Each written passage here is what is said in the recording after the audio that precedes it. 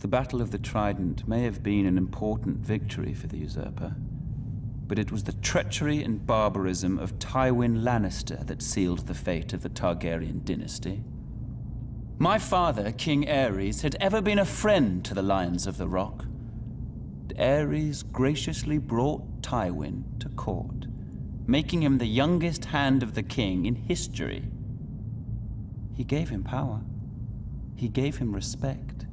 He made it possible for Tywin to restore House Lannister to glory. Aerys and Tywin governed side by side for 20 prosperous years. Still, when the usurper called his banners in rebellion, Tywin Lannister ignored his king's pleas for help and stayed holed up in his stronghold of Casterly Rock. In time, my brother, Prince Rhaegar, was dead. The realm was in turmoil, and the usurper's forces were said to be riding for King's Landing. What a glorious sight it must have been when a force of 10,000 Lannister men showed up at the gate of the capital with Lord Tywin at their head, pledging support to his beleaguered king.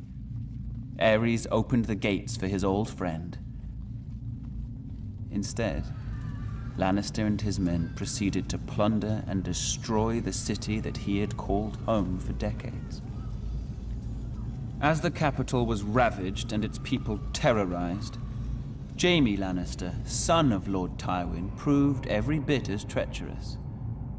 He killed my father, the king, at the foot of the Iron Throne. The Lannisters entered the Red Keep, and Tywin ordered the deaths of the rest of the royal family. It is said Princess Rhaenys was found cowering under her father's bed and put to the sword. She was only a child.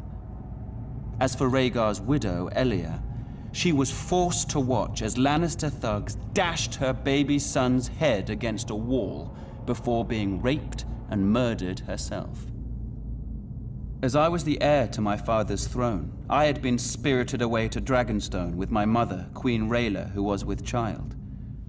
As a raging summer storm battered the island fortress and destroyed the Targaryen fleet as it lay at anchor, my sister, Daenerys, was born. My mother, the Queen, died giving birth. Now, some 17 years later, the rightful king still lives in exile. But a day of reckoning is coming. I will sail west as Aegon the Dragon did centuries before. I will take back my father's throne with blood and fire. And I will punish the treacherous dogs who sought to destroy my family. And the people shall rejoice.